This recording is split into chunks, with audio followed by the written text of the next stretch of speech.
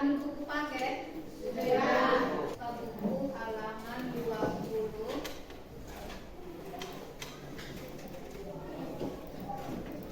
Sebelum kita mulai, sambil kalian baca-baca, apa kabar semuanya? Baik. Masih semangat loh? Masih ya. Jadi walaupun siang, panas, ada yang sudah mulai mengantuk, bosan, tapi harus semangat ya. Ya, oke. Kita lanjutkan. Masih ingat pertemuan sebelumnya kita belajar tentang apa? Struktur teks prosedur. Ya, struktur teks prosedur ya. Jadi di pertemuan sebelumnya kita telah belajar tentang struktur teks prosedur. Apa itu struktur teks prosedur? Ada berapa? 3. Ada 3 strukturnya. Apa saja?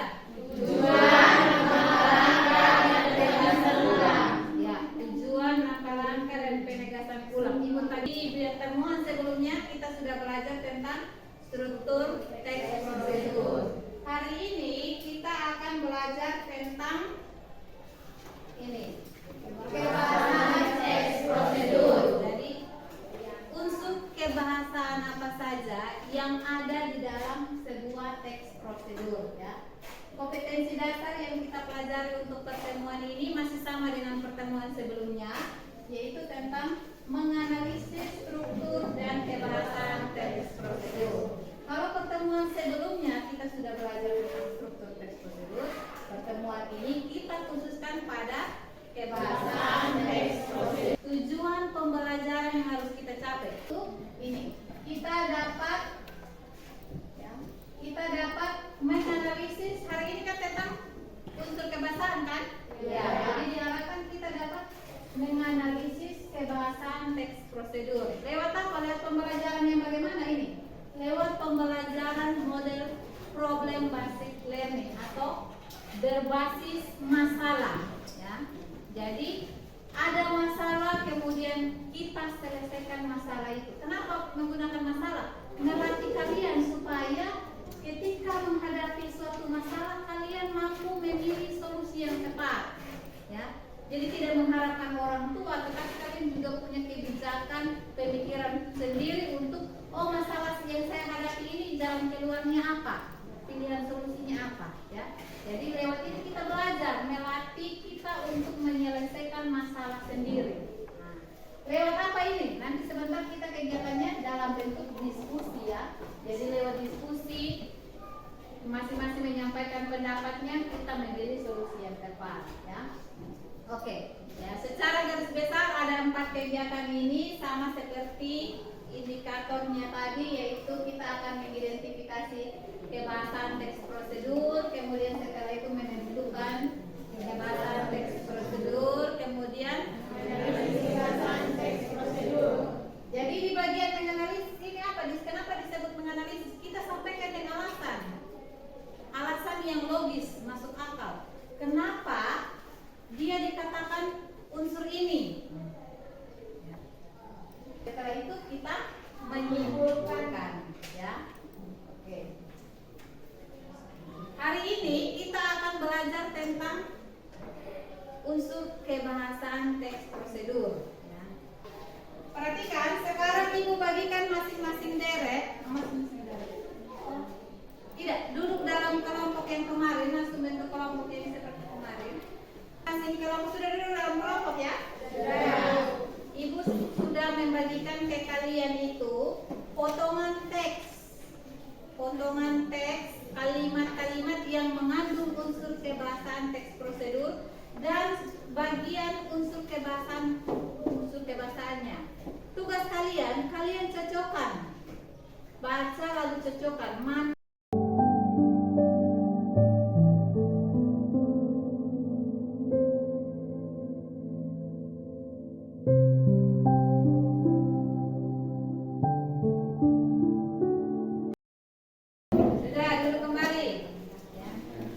Terima kasih untuk semua kelompok yang sudah maju. Sekarang kita amati yang sudah ditempelkan oleh kelompok 1. Pertama itu ada kata kerja imperatif. Imperatif itu apa? Kata kerja imperatif dibentuk oleh akhiran kan, i, dan partikel la. Ada yang mau menambahkan? Dan mengandung kata kerja perintah. Contohnya sudah benar ini. Bersihkan. Kemudian amankan. Apalagi coba kalau di dalam teksnya selain itu apalagi? Apalagi? Pastikan, tancapkan, tunjukkan, ceritakan. Ceritakan. Apalagi? Menggunakan, ikatkan. Ya, tadi sudah disebutkan ya di dalam teks ini ada banyak nih, ya. Ada pastikan, tancapkan, apalagi ikatkan, ya. Semua yang menunjukkan adanya kata kerja perintah, ya. Paham? Paham ya. Jadi yang ini benar tidak? Yang sudah kalian tempelkan ini? Benar, ya. Jadi itu. Kemudian kita lihat yang kedua. Ada pernyataan persuasif. Ibu mau tahu persuasif itu apa? Yang dimaksud dengan pernyataan persuasif itu pernyataan yang bersifat membujuk, merayu, mempengaruhi. Ya. Jadi yang dari sebelumnya dia tidak punya keinginan untuk mau, dia bisa berubah karena apa? Ada bujukan, ada rayuan, ya. Kalau begitu kita lihat kelompok kayak tadi nih. Alangkah lebih bagus jika menggunakan tali ganda. Itu ada persuasifnya atau tidak? Ada, ya. Apa yang persuasif? Alangkah lebih bagus. Jadi kalau mau yang bagus harus menggunakan ikat tali yang ganda, ya. Yang ketiga yaitu ini kata teknis. Apa itu kata teknis? Berkaitan dengan topik yang dibahas. Menurut Marta, kata teknis itu berkaitan dengan topik yang dibahas. Kalau yang lain yang mau menambahkan? Berkaitan dengan cara atau teknik. Oke, dua pendapat teman kalian itu sudah hampir benar, ya. Sudah hampir benar tapi belum tepat. Yang lebih tepatnya, kata teknis itu kata yang menunjukkan istilah, ya, atau penggunaan istilah yang berkaitan dengan bidang tertentu. Kemudian yang berikut ada konjungsi tambahan. Pertanyaannya, konjungsi itu apa? Kata penghubung. Ya. Jadi konjungsi itu adalah kata penghubung. Kata konjungsi tambahan, ya. Kita lihat ini, tancapkan. Tancapkan itu kata konjungsi, kata penghubung? Tidak. Kalau begitu apa? Yang tadi dibagikan di sini apa? Kata apa yang menunjukkan konjungsi? Setelah. Iya, setelah. Jadi yang benar adalah kata setelah. Selain kata setelah ada apa? Yang menunjukkan konjungsi. Apa? Sesudah. Apalagi? Kemudian. Apalagi? Sebelum. Apalagi? Pintar ini, ya. Kemudian yang berikut adalah deskripsi alat, bahan atau cara, ya. Deskripsi berarti apa? Ya, gambaran umum, ya. Tentang apa? Tadi alat, bahan, cara, ya. Jadi paham sampai di sini? Ada yang mau bertanya? Jelas penjelasan Ibu? Jelas. Oke. Kalau begitu sekarang Ibu bagi LKPD-nya. Sudah dulu dalam kelompok kan?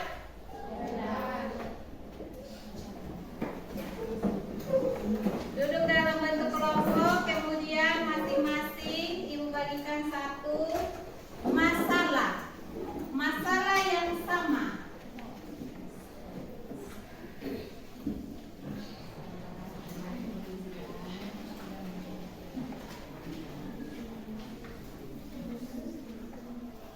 Sekarang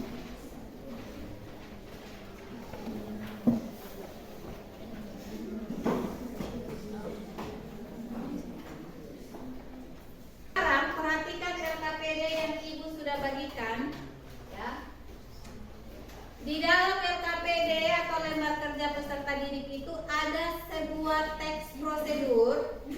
Tugas kalian identifikasi unsur-unsur kebahasaan yang ada dalam teks ini, ya. Dalam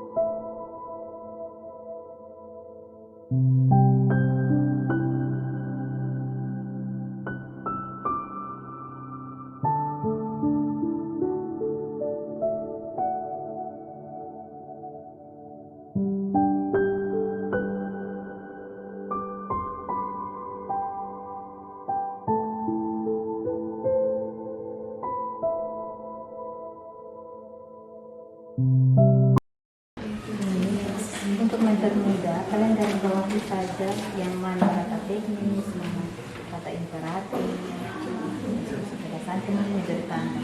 Setelah itu nanti disalin di bagian sini.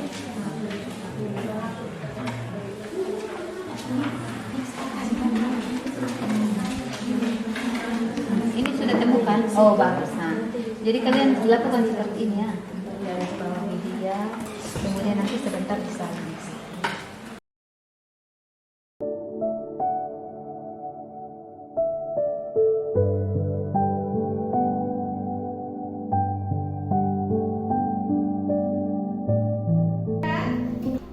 kelompok 1 sudah bisa maju.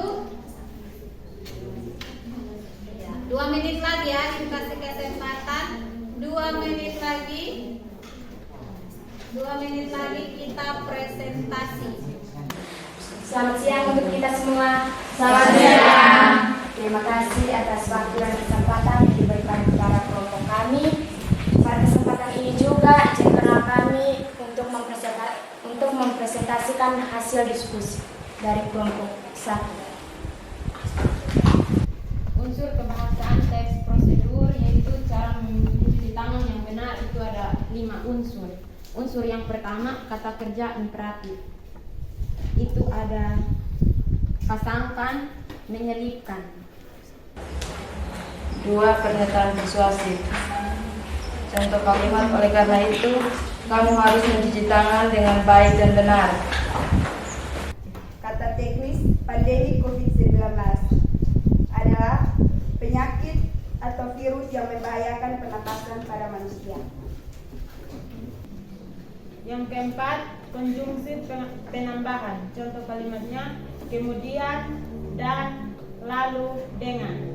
Kami memilih keempat kata ini, kemudian, dan, lalu, karena kedua kata ini adalah kata penghubung dari beberapa kata dan dari beberapa kalimat. Deskripsi alat bahan dan cara. Contoh kalimat, bilas kedua tangan dengan air yang mengalir hingga busa hilang. Basahi telapak tangan dengan air yang mengalir. Tuangkan sabun cair ke telapak tangan 2-3 tetes. Sekian dan terima kasih hasil diskusi kami. Mungkin ada pertanyaan dan penambahan dari kelompok lain, kami persilakan. Silakan. Baik, kata kerja. Saya ingin meminta teman-teman untuk memberi contoh lebih banyak dari kata kerja imperatif karena kami menemukan banyak, bukan hanya itu saja. Terima kasih. Tuangkan, gerakan. Terima kasih atas waktu dan kesempatannya. Saya akan memberikan pertanyaan kepada kelompok 4. Apakah dari kata kerja imperatif hanya diakhiri dengan katakan atau ada yang lain? Kata kerja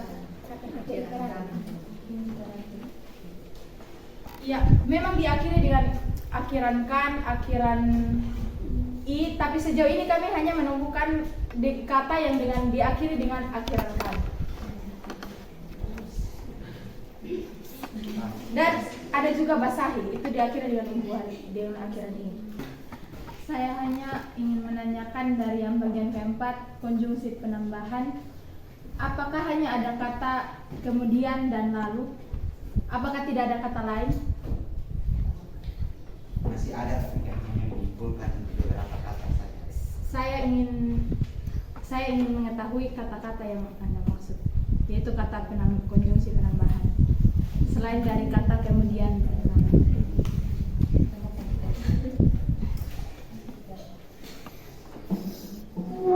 Mungkin masih ada lagi, yaitu kata hingga. Bisa diperjelaskan apa itu COVID-19?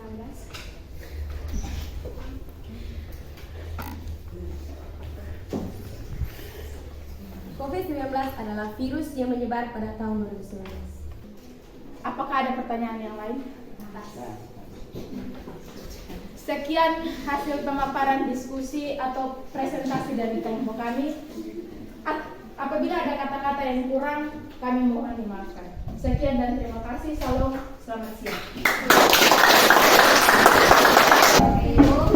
Bagus sekali hasil presentasi kalian, sudah aktif ya. Ada muncul banyak pertanyaan kritis ya.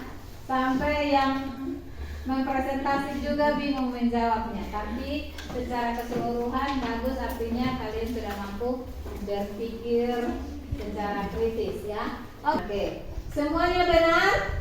Jawab tadi ada yang salah, keliru? Benar. Ya. Oke, tepuk tangan untuk kita semua.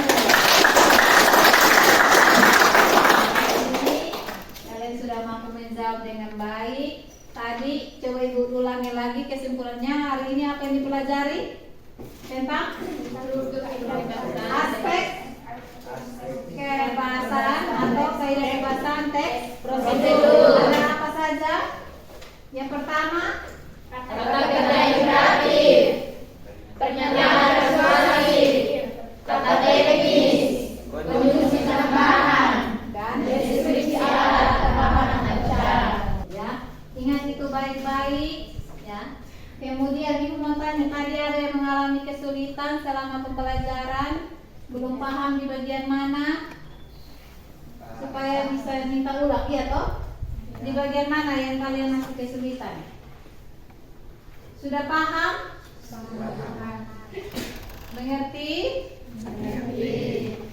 Tugas kalian pulang pelajari, cari tadi ibu katakan pelajari lebih jauh tentang teks prosedur, baca teks-teks, cari teks buku, kemudian atau dibolakan buku obat, ya atau supermi, ya atau ada petunjuk teks. Baca lalu coba tentukan, oh ini dia masuk unsur kebahasaan apa, untuk menambah wawasan kalian. Kemudian pertemuan berikut kita akan belajar membuat teks prosedur, ya. Oke, hari ini sekian pertemuan kita. Ada yang mau bertanya? Mengerti? Mengerti. Satu orang pimpin doa supaya kita pulang. Kita berdoa. Ya Tuhan, syukur dan terima kasih kepadamu karena Kau beri kami dari awal pembelajaran kami hingga berakhir mengenai. Terima kasih Tuhan Yesus. Amin.